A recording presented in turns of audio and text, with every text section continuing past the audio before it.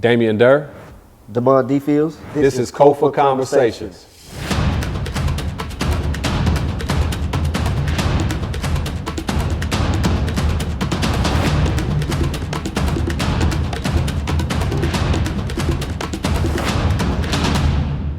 Telling the Sankofa story. Okay. And this one here is probably one of the most special ones for me. Because we sit here with Camika Spencer, aka Emotion Brown. Yeah. When everybody talks about the open mic poetry, we had two hosts. Gino White. Big Gino. We call him Big Gino. Big Gino and Emotion Brown. Emotion Brown helped me to formulate and to get everything going with the open mic. Like we would actually talk every day at one time. We did, yeah. She helped me to even understand it because I wasn't even a big fan of poetry at that time, you know what I'm saying? Mm-hmm. But you actually, it wasn't even necessarily poetry, but just appreciating the art. Yeah, I'm an arts advocate. Yeah, so and trying to extend that, like not just have poetry nights, but have art up in the space, have other types of entertainment coming through. Like we had a jazz night. We brought jazz in and put it with the poetry. So we had Simone Jackson. I don't even remember that. Oh man. It was Vaughn. Vaughn was the featured poet, and we had featured music with Simone Jackson, who is one of my favorite local. Yes, I do remember She's one of my favorite local jazz musicians out of Booker T. Washington. You went way back. And then we had the artwork and photography of Naisha Graves. I remember that. I do remember that. We had her all over the place. I had all over the place. Yeah. And Ron Davis. Ron Davis. Rest in peace. Huh? Didn't he pass? I thought Ron Davis passed. I don't know. I think he passed.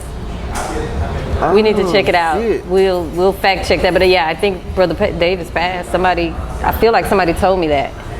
Wow. But we had Brother Davis's work in the space. On behalf of Sankofa, we'd like to thank everybody. I know.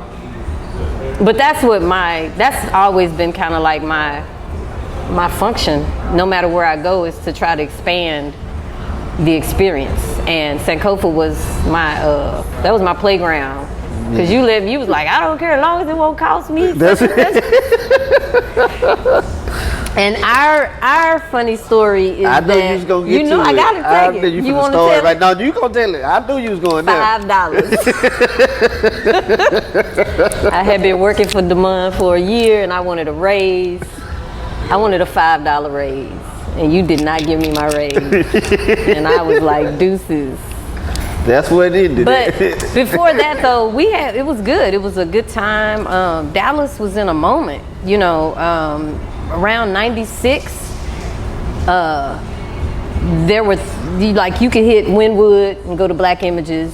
We got Miss Rogers. That's the other person. We did her this past week. Yeah, you could hit Wynwood, and right down from Wynwood was strictly vegetarian. You could hit that. Israel. Then you come around to down to Bishop Arts. Well, before that, Pan African, when they was on Ewan Street. Ewan Street.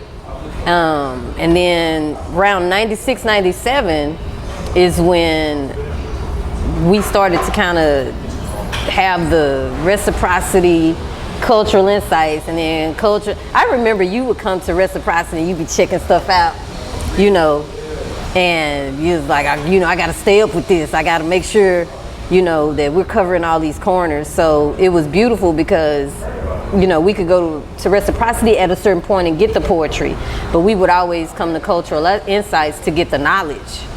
And that's what was what was special about Dallas in that time frame, is that I don't even think we realized that we had communally created these spaces through you and through Tita and Emmanuel, and even through Miss Rogers, because we carved out our space.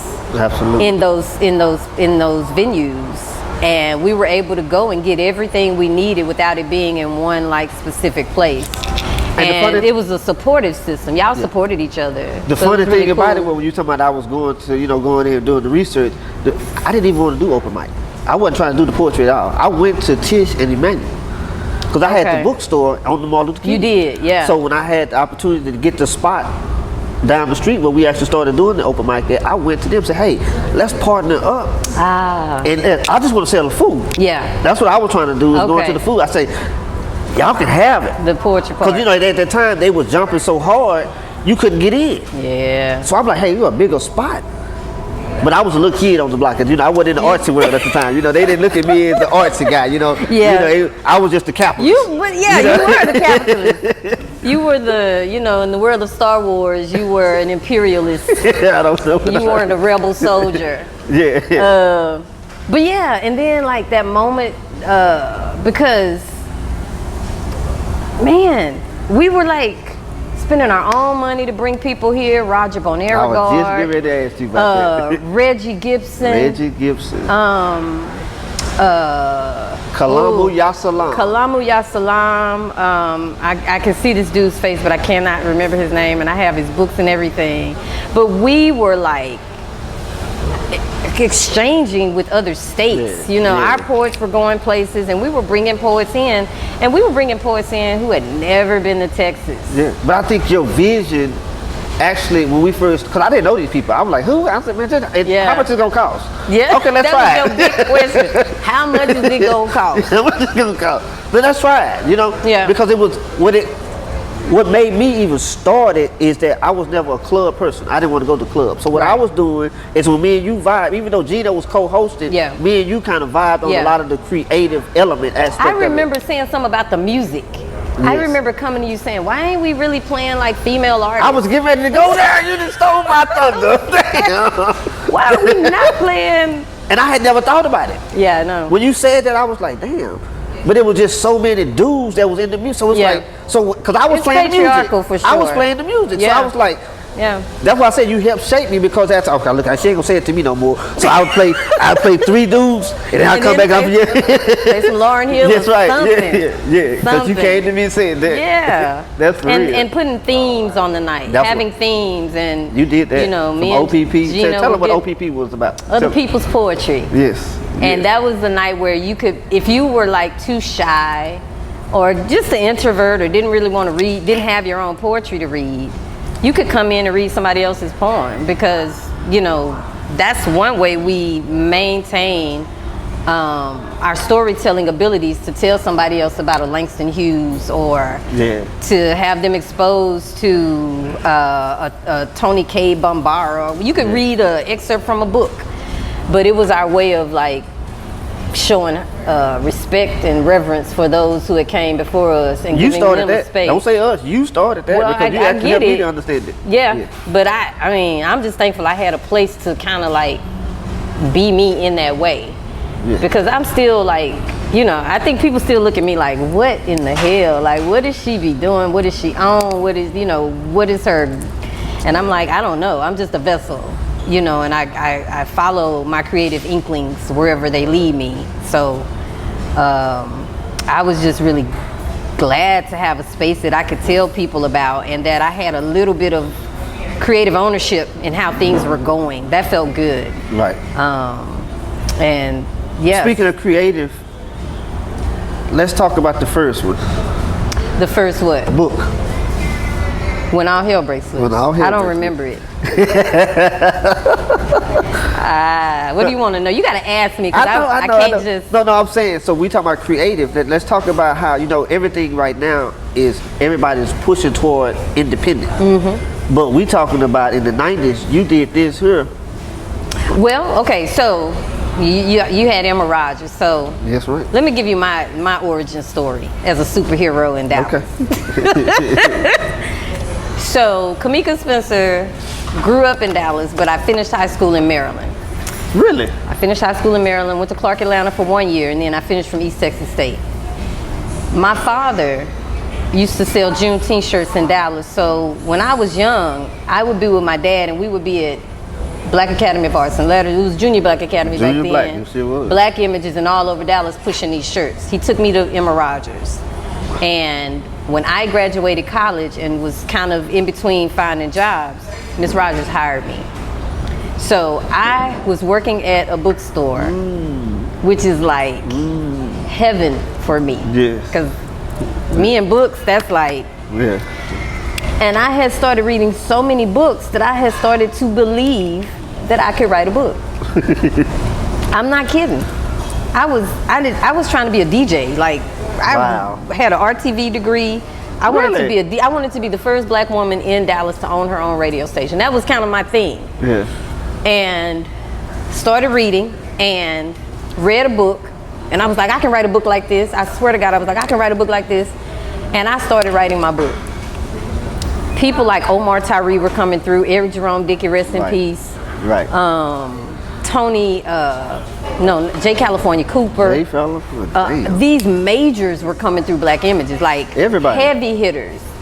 And I would be able to like set up the table for, presentations and all of that. And I wrote the book, and I had a manuscript. And I walked into Miss Rogers and I was like, put this on the shelves. It was a manuscript. It wasn't. You tell her put that on there. It didn't have no cover. It didn't have nothing. Yeah. I didn't know how to turn it into a book. So she told me to write Omar Tyree because Omar Tyree had self-published. And so I wrote Omar Tyree a letter saying, hey, I'm trying to publish. And he told me everything. I still have the letter down to the weight of the paper. Really? And he said, go find a book that looks like you want your book to look, and then put that stuff in on a piece of paper and find you somebody who can print the book. And that's how I got started. And so after I got the book, well, let me say this. I had gotten three people was like, we don't want to publish your book. And after that third rejection, I was like, I can't do that. Myself. That hurts a little, know, because you done did all this work and you have a good product. It may not be the best because you're not grounded in the art form. Right. But you've done something good.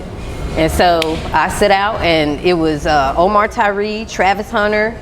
I think Eric Jerome Dickey was like the king of the PAL because he had gotten published. Right. But it was a bunch of us underneath his umbrella who didn't get published, but he supported us being self-published. So I self-published, and my homies, Tony and Dee Dee, we got in the black Civic. Yeah, the black Civic. We put the cars, we put the books in the trunk, and we were rolling around. That was slanging books. We was slanging books. Slanging books from here to New Orleans. But I remember Tita being at the book release at the African American Museum. You see what I'm saying? Yeah. So I was doing all of this. Y'all were growing businesses, and there was those of us who were growing books. There were those of us who were growing poems. There were those of us who, were starting to get into medicinal, studies. Yeah. And I met Dr. Africa at Reciprocity. Did you? That's where I met him at. That's where I met him at. I thought when you brought him, because I remember when y'all were on Martin Luther King, you could set up an appointment with Dr. Africa for $75 and go sit with him and have him check you out and tell you he was the one who put me on multivitamins. Yeah. He was like, you need to take a multivitamin, sister. That's him. So I did, and it made a difference. That's why I first met him, man. He spoke there. He was just in town or something. He was doing a book signing. He was there, and Tisha had to come up. And I was like, damn. Wow. I said, I need your number. I'm bringing you back. Okay. And from that time on, when I met him then, I talked to Dr. Africa for 23 years. Wow. From meeting him at Reciprocity. I remember being in Sankofa one night when he was there, and Ndombi had brought Avery, her son. And I remember Dr. Africa telling her, because he had on a red t-shirt, and he told her, don't let this child wear red t-shirts. Yeah. It was weird because I was sitting there and I was like, what am I doing? Yeah. But I remember that. I remember Dr. Africa telling her that. I remember Irangu had brought his baby in there, and that's right. They did some kind of ritual over. They did the naming ceremony. Was it the naming ceremony? Yes. Okay. Well, I think it was for Hegediah. That's right. Okay. It was. So I was there. I was there for that. Yeah. I was just always, I feel like I was divinely placed to be in the spirit of all of that was going on. Well, you was pioneer. I mean, like I said, you've always been that. You know, I'm telling you, for real. You actually, when you said that was one of the first things when you said, why you, it's not enough women there. I said, man, I ain't never thought of that. I said, well, name me some. And then you went to do, I said, damn, I'm going to do my research, you know. And then we had Women's Night on the mic. I remember that. We had a big night. Because you the one that introduced me to, what's her name? I always get it wrong. Michelle and Del, how you Cello. Yeah. There was so much stuff going on. I was like, how are y'all missing this? Yeah. So you talked about New Orleans. Yeah. You remember so when we was at the Essence Festival, do you remember, was that you that we ran into? It was me, Dee Dee, and Tony. But did we run into, because I sat and had lunch with, I forgot what restaurant it was, but we went in there and Sonia Sanchez was in there. That was, man, we sit, I don't remember I that. sit and talk, I need to bring you to town. Oh my I said, how God. much it cost? And she told me that. You was man. Shoot. Yeah. Oh my God. Yeah, but we ran into because we had the flat. Y'all so had we that had flat? to call y'all when we was on the way to And we was like, we can't help you. Y'all need to Yeah. turn around. Yeah, that's right. Because y'all were trying to leave early. That's what happened. Y'all were trying to head back to Dallas. And we was like, I was why trying don't to y'all get back. just wait? I was missing money. Because we... Well, why don't y'all just We had wait? open mic, so I was trying to get back. I got pictures from us, all of us. I got a group picture of all of us in New Orleans. I would have brought that one. I had access to that one. We can get to put that in there. Yeah, and that was funny because we didn't know. We saw each other in New Orleans, but we didn't know that we were going to New Orleans. That's so right. that was like dope. That was real dope for me. Like, yeah, I see you trying to grow. I see you, maintaining. Yeah. So that was a beautiful thing. Trying to think. So tell us where you just come from. Where you been for a year? I was in Egypt. I just came back from Egypt for 1 year, and it was the most phenomenal. It was phenomenal, and not in that like, oh man, like. It was phenomenal in that I survived it. You wrong. In that because I think one of. You know how they say God protects babies and fools? Correct. I'm probably one of the biggest fools on this planet because I am a risk taker. I'm a risk taker, dude. Like, balls out. I'm just like, let's do it. So when Egypt came along, I didn't do no research or anything. I didn't even apply for a job in Egypt. They found me.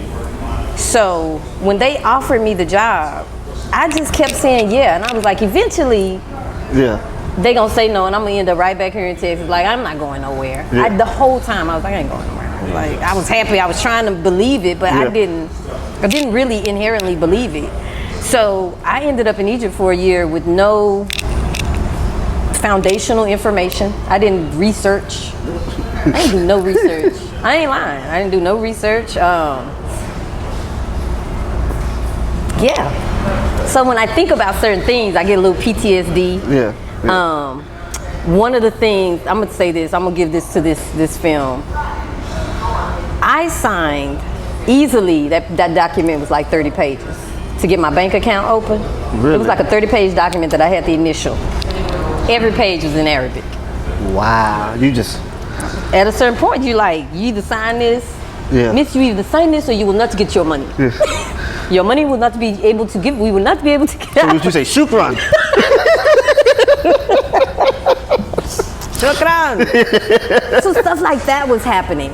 But I'm just one of those people that's like, if you wake up the next day, then just, there's something for you to do. Otherwise, I don't think the universe is going to keep waking you up. So that's kind of how I live my life. Is like, there are some days where I'm like, God, please, just like, let this be it. And God be like, nah, go on, get up. So you still write? I'm still writing. I'm actually, it's always a project going on. But my mentor, I think I was talking about this when I left. My mentor, who was also my elementary school teacher, she desegregated her high school. So we got the book out right before I left, but I never did the final edit. So the book came out, and it's selling like hotcakes, but it's a lot of errors. There's a new book out there? Mm-hmm. Didn't know that. I got it in my purse. Okay. So I'm now fixing the edits, and we're going to re-release the second edition. But she's got interest in a movie.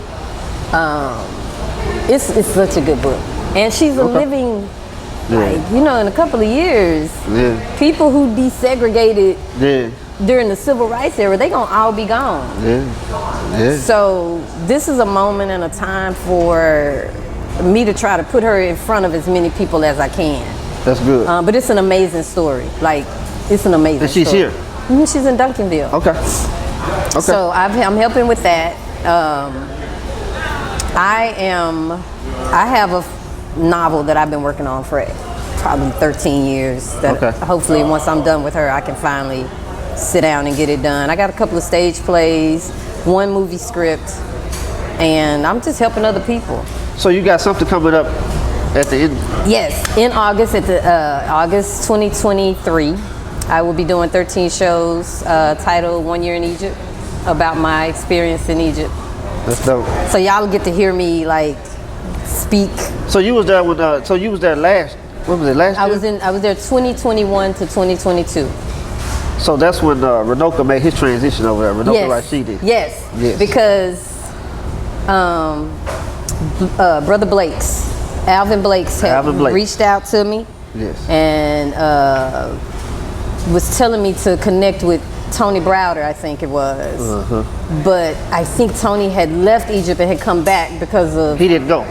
He had made it. He sent Renoka over because he was trying to do something. Yeah. Okay. Yeah. I remember sending Tony a letter and saying, hey, I'm over here. I would love to come. And it got kind of caught up in the death of Brother Rashidi. This place is jumping. There's people talking. Y'all hear all of that? That's that.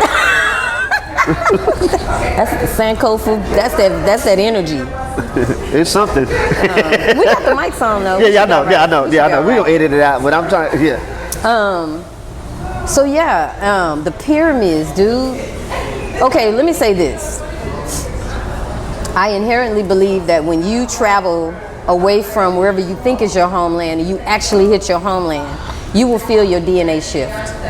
You will feel it shift. Yeah. Now, initially I was saying that for me.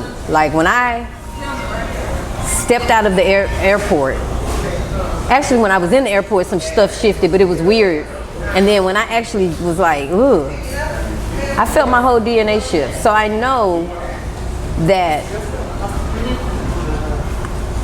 without having to have proof that I am from Africa somewhere. Right. You know what I mean? Like somewhere. Yeah. But them pyramids, there's something else. You feel them. Yeah. You feel them, dude, and you'll never get over standing at the base of something that's so like outrageously huge and majestic and raped and pillaged. Yes. You know, like for us, we're sitting here like we've romanticized these pyramids. Black people in America like I'm home, and them Egyptians are like, you are not home? This is not your home? And you be like, wait a minute, we gotta talk about this.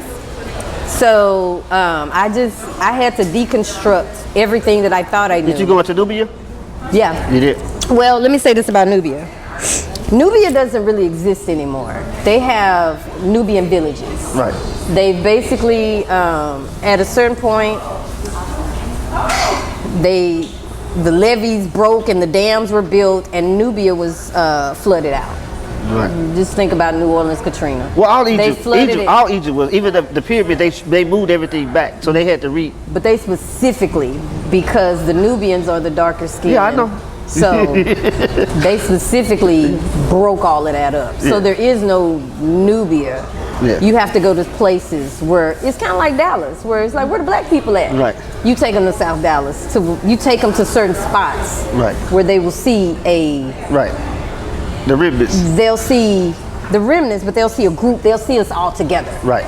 To where you can feel like, oh, okay, this is where the black people are. Right. So, no, I never went to Nubia. I went to the Nubian village, I met Nubians, and I began to understand that Nubians are darker skinned Egyptians, but the Egyptians are going through in my opinion, they are going through their own identity crisis because they're starting to associate more with Saudi Arabia, which is a colorism thing. Yeah. So even I can't say that I'm Egyptian and say I'm dark skinned because they're like, there are no dark skinned Egyptians. And I'm like, y'all. I mean, they've been colonized the same way. So yeah, I totally get it. But to be like, to have to deal with it in 2023 is like, it's the old world. Yeah, it's the old country. Yeah. So you're gonna be closer to how things were than you are to how things should be. Correct. The Nile River is beautiful. I call it the dirty paradise. It's a dirty, dirty paradise. And just kind of having to deconstruct the romanticization of it. Like the whole Cleopatra, I'll just like let it go. And what do you mean? Reconstruct. When you say, explain the Cleopatra. So like Isis, Cleopatra, a lot of these names and identities that we're dealing with were reinforced through Greek and Roman. Like the Greeks came in and was like, okay, y'all got these gods and goddesses. Y'all have Hathor. Y'all have all of this. Well, we're not going to talk about Hathor. We're going to put all of these identities into Isis, and y'all are going to worship Isis. So when we talk about Isis and those kind of things, we don't realize that Hathor is where it's seated, and Isis is out of Hathor. Depending on the time frame. The time frame that you. But that's what I'm saying. But so you talking about Hathor? You talking about Hathor? Hathor. Okay. But what I'm saying is, when the Greeks and Romans started to infiltrate all of that, whatever we're dealing with, it is what they blocked and allowed in. So we have to kind of go over. We have to jump past the colonization of it all and get to the root of it, because right now, when you do a tour, they start with the Heteroos, they start with the, but by the time it's done, you're at the Coptic churches. Absolutely. Hearing about Jesus, and you're seeing phallic symbols in the hieroglyphics. That's why you got to go with Kemet Nu. You got to go with Kemet Nu. If you're going to Kemet, it's nothing better though than to be there a year and really. We talking about somebody that's been there 40 years. Yeah, but what I'm saying is like to just be there and not have. Everybody ain't as daredevil as you. Because I'm gonna tell you something. At a certain point, I was like, Camika, in order for you to survive this, you got to become nothing. You got to go to the zero level. But I think I fucked around and opened up a portal or something, because I was over there doing stuff, and I was like, you don't realize where you are, that some of this energy that you're putting out is going to come right back to you. So I did some stuff over there that now I'm like, okay, you know, I don't know what it is, but I can see that I did something. So becoming zero, like pulling myself out of my ego just to survive Egypt, opened me up in a way that I never expected. Got you. So I am one of those people that home is where you are. Yeah. And the brown in your skin. Well, you say you're Oak Cliff native on your shirt. Man. Yeah, I'm right here. I'm home. If I want to lay down and take a nap right quick, I will. Yeah. But home is where you are, you know, because everybody is suffering. So you made home with cubicles? You want to talk about book number 2? Cubicles, all right. Yeah. So I did, when all hell breaks loose, sold it out of the trunk of my car. And that was in 97. Wow. And I started in 96. And by 97, I had a book deal with Random House. I had sold so many books. And I got a call from Random House. And how are you? Manny Barron, rest in peace. Manny Barron called me, and he was from New York, and he was like, we want to make you an offer, blah, blah, blah. So I became a Random House author and went to New York and had a release party at Puffy's restaurant. Wow. Tony was there. Tony flew with me. Really? Dope. And we got to eat at, I can't remember the name of the restaurant. Was it Justin's? I don't know. It may have been Justin's, but we had dinner at Puffy's restaurant. I actually also got courted by Spike Lee. They were interested in turning He Had It Coming into something. Right. But I didn't know the language. Yeah. So it was like, I wasn't ready. Yeah. But I do clear. believe the universe was showing me what's to come. Because I've always said I'm a late bloomer. I'm a real late bloomer. Yeah. So it takes me a while to figure out what's going on. But once I figure out what's going on, it's over. Yeah. So I'm now in a position, you know, and out of Cubicles came, Cubicles got optioned by Suzanne DePass, Okay. who did all the Motown movies. Yeah. It was optioned for 2 years, but they never did anything with it. And then from there I wrote He Had It Coming. And by the time He Had It Coming came out, I was smoking too much weed. Pretty much. You was blowing too I much was up. blowing too much. Ego. I had a lot of ego. Yeah, I get it. And We all go through you know, that. it got in the way. But I also had, you know, I was in relationships that I needed to grow, but that were not good for fostering where I was. And then I joined the rock band. I was going to ask you about that. We're going to come back to the rock band. That's going to be part 2. I need my own bio. We're going to do this again, you know, because I done got hungry. You know, we all at Sankofa, so I done got hungry. It's lunchtime. You know, it's lunchtime. Okay. And okay. it's so much history. It is. You don't even realize, man, It we is. could do, he not already ran through a battery. I saw him. But yeah, Sankofa, I just want y'all to know though that y'all have been a springboard for amazing people like Floro. You know, Floro is a Fulbright scholar. She just got her doctorate. Did she? And she started on the stages at Sankofa. It wasn't reciprocity. Yeah, I remember she Flo. started at Sankofa. I remember Flo. So, yeah, she's a beast, you know. We talking about the ones that, you know, a lot of young ones. King Shakur Yeah. started, I mean, King because Shakur. his teeth. Even the rest in peace of Rage. Yeah. Cut their teeth at Sankofa, man. Yeah. So Yeah. y'all done planted some flowers that We have did. Because you was spearheading that. You know? well, I mean, Yeah, but yeah. the space, without the space, I got you. I'll agree. Okay, I'll take that, the weed, but without that space, I was just a voice, you know. But you gotta have the space, and I just thank you for being open. You know, I tell people you ain't a real, like, you can't really set trip on Sankofa if you ain't fell out with Damond and made it over that bridge. Cause you gotta fall out with him and then make it over that bridge, like, cause if you don't fall out with him, you ain't real. You ain't no G. See, I made my transformation. See, I made my Kepperall. I'm not that same person no more. You know, we talking about Egypt and Kemet. Kepperall means transformation. So, you know, Okay. But he's still there. But I try to keep it in the closet. I don't break that one. Okay. Yeah. Okay. The Martin Luther King Damond, he in the closet. I want this shit. I don't want this. I don't want to hurt. I don't want to hurt. Yeah. If you don't like it, then you know what you can do.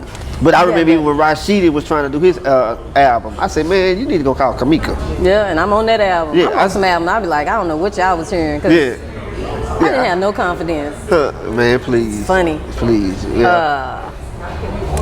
Yeah. And I was working for DallasBlack.com. Do you remember that? I remember that. And so I remember that. I was able to utilize that platform to kind of connect us in, making sure that whatever was happening at Sankofa, it was on that DallasBlack.com website. So you talking about made the transformation.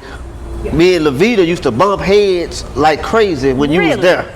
But like now, me and Levita we like this right here. We call checking on each other, you know, Yeah. at least 2 or 3 times a month. You know what I'm saying? Yeah. She comes in here, like, you know, so shout out to Levita. You know what I'm saying? and Corey Akins, DallasBlack.com. That's what I'm saying, like, our generation, the Generation Xers back in the early 90s, we were enterprising.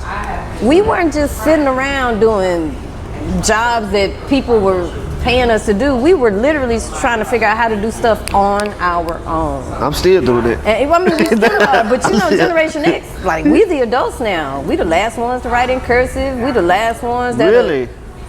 Yeah. They don't write in cursive anymore? They don't really teach kids that anymore. You know, we the last of the latchkey kids. We saw technology come in.